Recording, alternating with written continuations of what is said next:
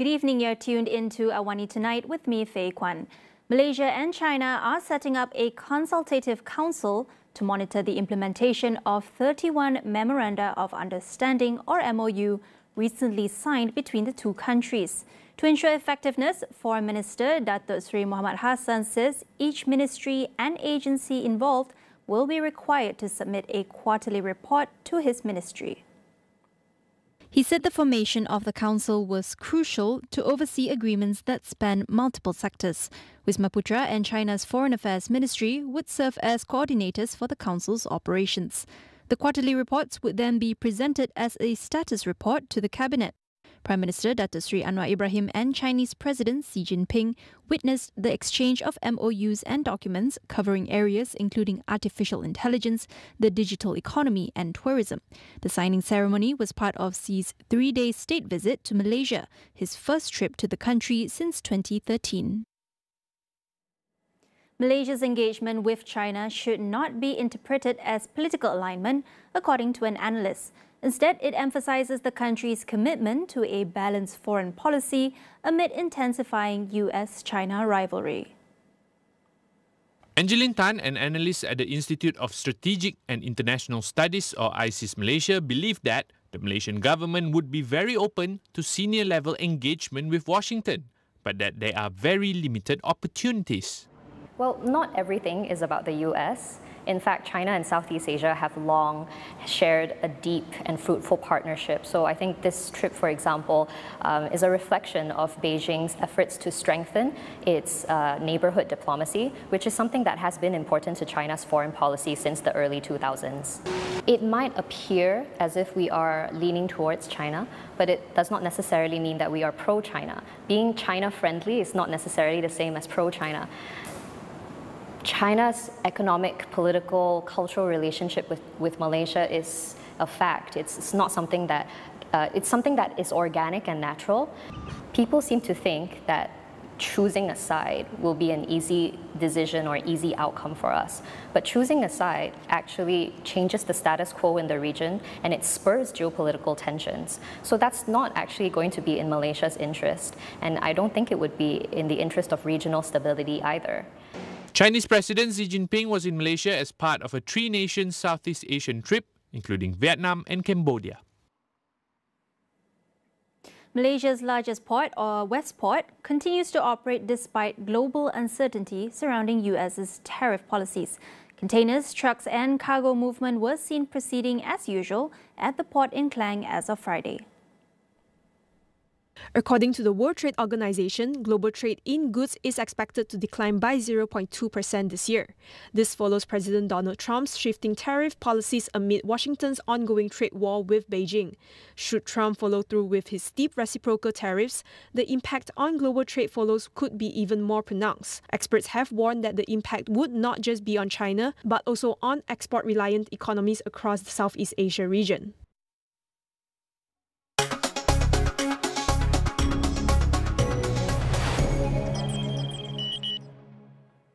Indonesia plans to boost oil and gas imports from the US as part of a deal to ease Washington's reciprocal tariffs. Its Chief Economic Minister, Airlangga Hartarto, says the talks will be completed within 60 days. Under the plan, Indonesia would increase its purchase of liquefied petroleum gas, crude oil and gasoline. It also plans to continue buying American agricultural products such as wheat, soybeans and soybean milk. The country has also pledged to assist American companies operating in Indonesia by providing easier access to permits and incentives.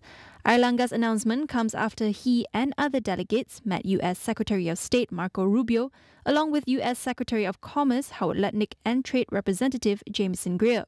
He said the team hoped to meet Treasury Secretary Scott Bessent next week, noting that Indonesia has been one of the first countries to engage in negotiations with Washington.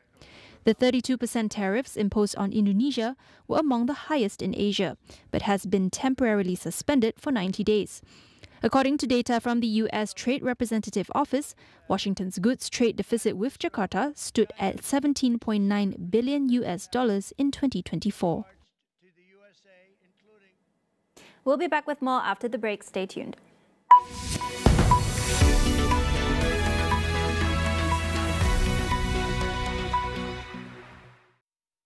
Cubailah panas terik.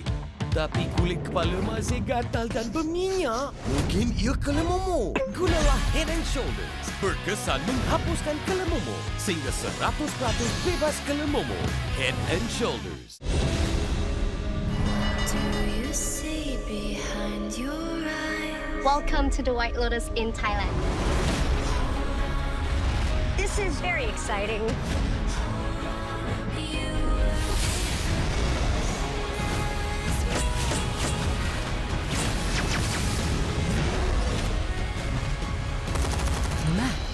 Blockbuster movies and groundbreaking series. Stream it all with Astro. Penyasaran subsidi diesel di Semenanjung tidak akan memberi kesan kepada harga barangan keperluan di Sabah, Sarawak dan Labuan. 660 individu berusia bawah 21 tahun di Sarawak telah diberikan kewarganegaraan. Sarawak kini menjalinkan kerjasama dengan Bank Dunia dalam menjayakan perdagangan karbonnya.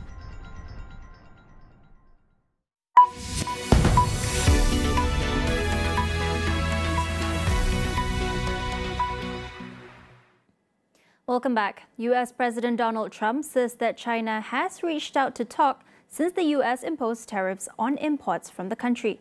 Trump adds that he would delay a deal on TikTok until the trade issue with China is worked out. I have a very good relationship with President Xi, and I think it's going to continue. And I would say they have reached out a number of times. Xi or they? Well, the same. I view it very similar. It would be top levels of China. And if you knew him, you would know that if they reached out, he knew exactly. He knew everything about it. He runs it very tight, very strong, very smart. And yeah, we're talking to China. So you previously said that you would consider reducing tariffs on China to get a TikTok deal done.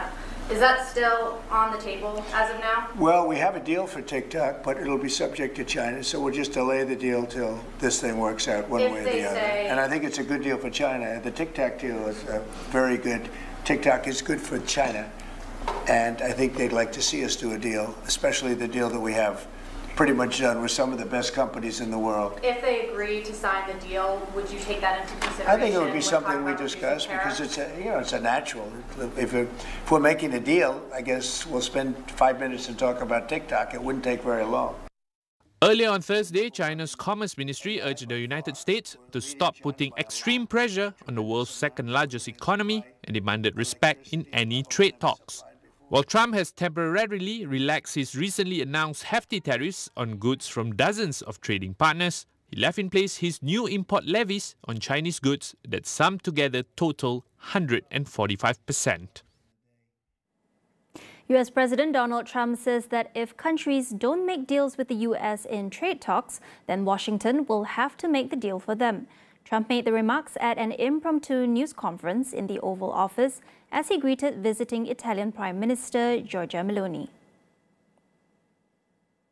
I think we're going to do even better this time because you will see that the numbers that we're taking in are astronomical. We're taking in tremendous amounts of money with the tariffs. We were treated very unfairly on trade, and countries are having a hard time getting used to the fact that they can't do that to us anymore. I think you're going to see some fantastic numbers when this all happens. It's happening now. I mean, everybody wants to make a deal, and if they don't want to make a deal, we'll make the deal for them, because that's what's going to happen. We'll just say, this is what it is. But we want to listen to everybody, and I think I can say for Scott and the other people that are working on it that we're listening and we're going to be very fair to people. But, you know, we're the one that really sets the deal, and that's what we'll be doing. Okay. Meloni, a 48-year-old conservative who Trump has warmed to, was the only European Union leader invited to Trump's inauguration in January. Trump's move to pause most global tariffs for 90 days last week has eased some pressure on Meloni.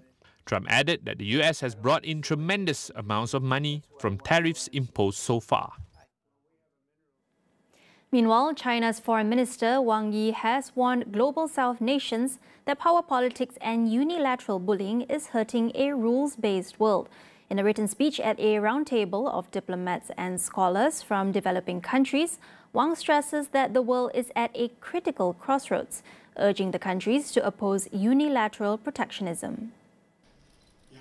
Beijing has been keeping up the diplomatic pressure on US President Donald Trump to roll back his punitive trade tariffs. Trump on April 2nd announced reciprocal tariffs on many US trading partners, with China taking the biggest blow. While tariffs on many countries were postponed by 90 days, the US maintained its stance on China, prompting swift retaliatory tariffs from Beijing.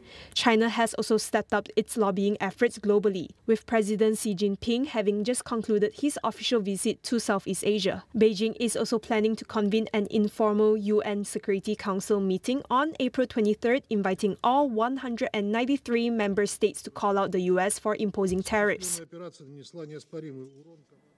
In other news, U.S. Secretary of State Marco Rubio says President Donald Trump will abandon efforts to broker a Russia-Ukraine peace deal unless there are clear signs of progress within days. Speaking in Paris after meeting with European and Ukrainian leaders, Rubio stressed that a decision must be made quickly in a matter of days on whether a deal is possible in the coming weeks.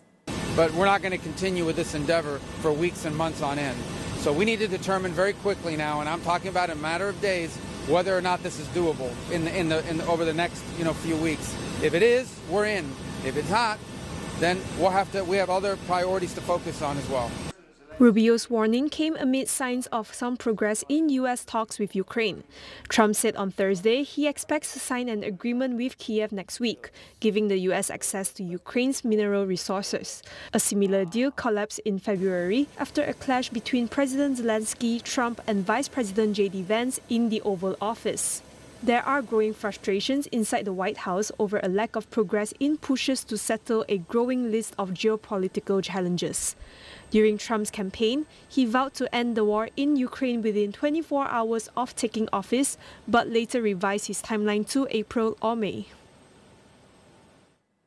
Prime Minister Narendra Modi on Friday has shared details of his recent conversation with Tesla CEO Elon Musk. In his social media post on X, Modi emphasizes the immense potential for collaboration between India and the US, particularly in the areas of technology and innovation.